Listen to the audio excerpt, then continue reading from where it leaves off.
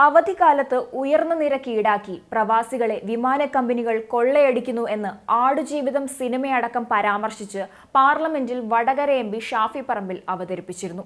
തന്റെ ആദ്യ സ്വകാര്യ പ്രമേയത്തിലായിരുന്നു ഷാഫി പ്രവാസികൾ കാലങ്ങളായി കൊള്ളയടിക്കപ്പെടുന്നു എന്ന് പറഞ്ഞത്. Has been continuously discussed in this house. So many members before, now, yesterday, and maybe in future also come back with this issue. But your reply yesterday is giving us some hope. I repeat, I see some intent to ensure that something is happening in this regard. Apart from our talks, apart from our discussion, they feel that something is happening. So everybody will appreciate. Not treasury benches, not opposition benches, everybody, every single Indian, every single person who is out of this country to work and to live, to earn the daily bread of their family will appreciate even a small step in this regard, sir. To my second question yesterday, you replied that you will be seriously thinking about appointing a body, maybe a quasi-judicial body or much more powerful a body who can look into this matter, who can in future can ensure that this is monitored by law. If some enactment has to be there, if some law has to be introduced, that must be introduced because they are our brothers and sisters who work for not just their families but this country too, sir. Sir, I suggest immediate intervention and resolution by government to move such a body. Sir, I suggest the government to intervene to increase the competition in this regard. Though they work as a cartel, it is learned that so many bilateral agreements with foreign countries, especially the Middle East, is not being reviewed. More number of routes, more number of flights, more number of trips may help us to an extent to fight this monopoly in this regard. And sir, I suggest even think about subsidies and financial assistance to so poor families where they could not even come for 2, 3 or 4 years at a stretch to home to see their parents or children, because we are getting huge amount as remittance from them. It's time that we could give something back, sir. And our enhanced consumer protection acts must be a reply for all these actions and looting by the airlines. We have to enhance our consumer protection. Though all other sectors are market driven, there we all have something to stop from being completely looted. Sir, there is no much of other options in this. You yesterday told in the house that now India airlines are the new railways. We all want that to flourish more. We all want more connectivity to be here.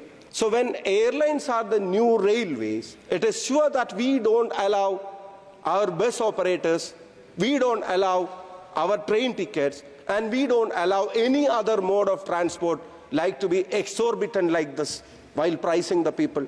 So when there is no other much of the options to come back to home and go back to work, if our people are being looted on that front, how about our Consumer Protection Act being more enhanced on that front, sir?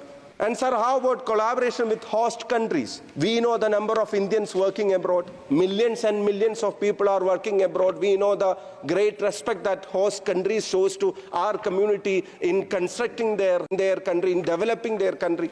We have our roles.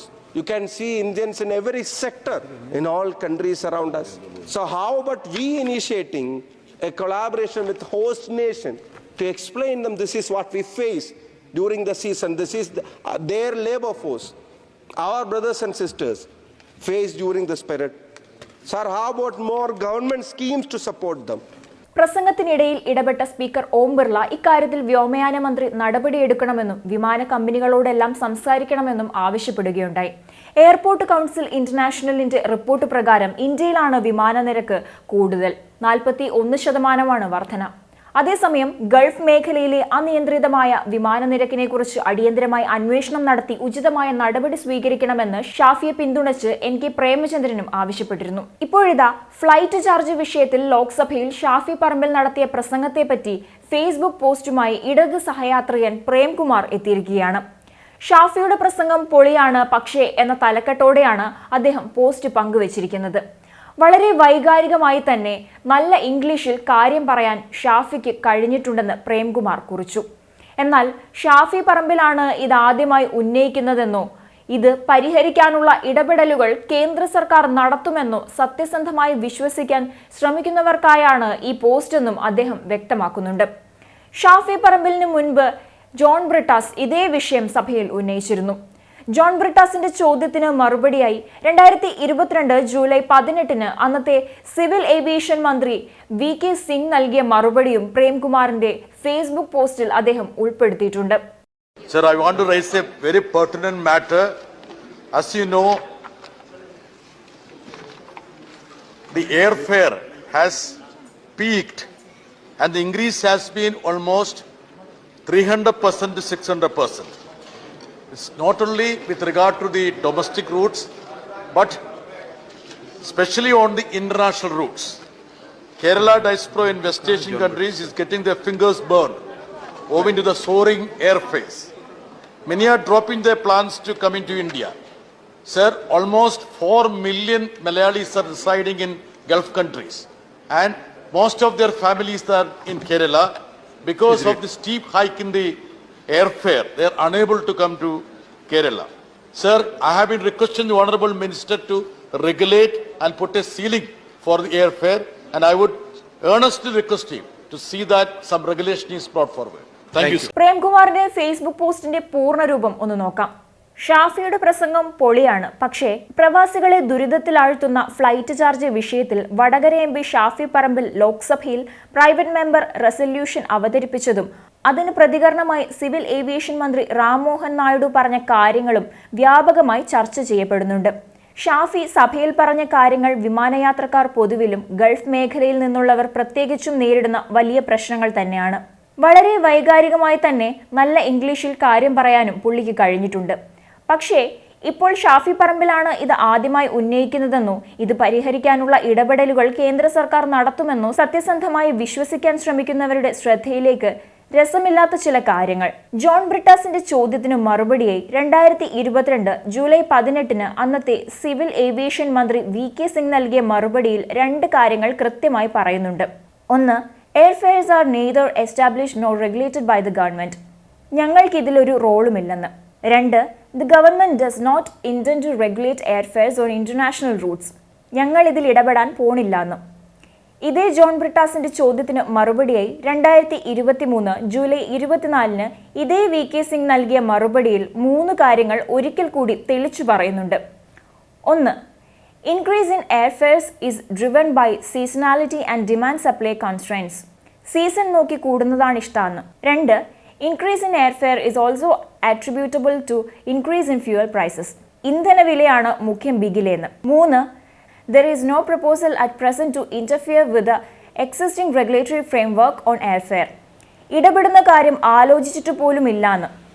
ഇതേ കേന്ദ്ര സർക്കാർ 2023 November 10 Kerala ഹൈക്കോടതിയിൽ കൊടുത്ത സത്യവാങ്മൂലത്തിൽ 4 കാര്യങ്ങൾ ഇതിനേക്കാൾ വൃത്തിക്ക് പറയുന്നുണ്ട്. ഒന്നാമത്തേത്, സർക്കാരിന്റെ പൊതുനിലപാട്. After privatization and as per prevailing regulations, airfares are not regulated by the government. 2, charge കൂട്ടലിനെ പറ്റി. The airlines adopt dynamic pricing which is a global pricing strategy. 3, ticket fair പരിധി നിയന്ത്രിക്കൽ. The introduction of caps on fares in various sectors will lead to market distortion. 4, കമ്പനികളുടെ ഭാഗം. Businesses are able to stay competitive by changing prices based on algorithms. Ticket നിരക്ക് കൂടാൻ കാരണമാകുന്നത് കേന്ദ്രം തന്നെ സമ്മതിച്ച aviation turbine fuel ഡൊമസ്റ്റിക്കിന്റെ വിലയും കൂടി എന്ന് പറഞ്ഞിട്ട് പോകാം. 2020 ഏപ്രിൽ ഇന്ത്യൻ രൂപയിൽ 32,424 പെർ കിലോ ലിറ്റർ. 2022 ജൂണിൽ ഇന്ത്യൻ രൂപ 1,31,354 പെർ കിലോ ലിറ്റർ. 2024 ജൂലൈയിൽ ഇന്ത്യൻ രൂപ 1,02,635 പെർ കിലോ ലിറ്റർ. സ്വന്തമായി ഉണ്ടായിരുന്ന എയർ ഇന്ത്യ ടാറ്റ കമ്പനിക്ക് വിറ്റ കേന്ദ്ര സർക്കാർ ഇടപെട്ട് ടിക്കറ്റ് ചാർജ് കുറയ്ക്കുമെന്ന പ്രതീക്ഷ നല്ലതാണ്. ചാർജ് കുറയ്ക്കുമെന്ന് വിചാരിച്ച് നേരത്തെ ടിക്കറ്റ് എടുക്കാതിരുന്നത് നല്ലതല്ല എന്ന് പറഞ്ഞുകൊണ്ട് അവസാനിക്കുന്നു പ്രേംകുമാറിന്റെ പോസ്റ്റ്.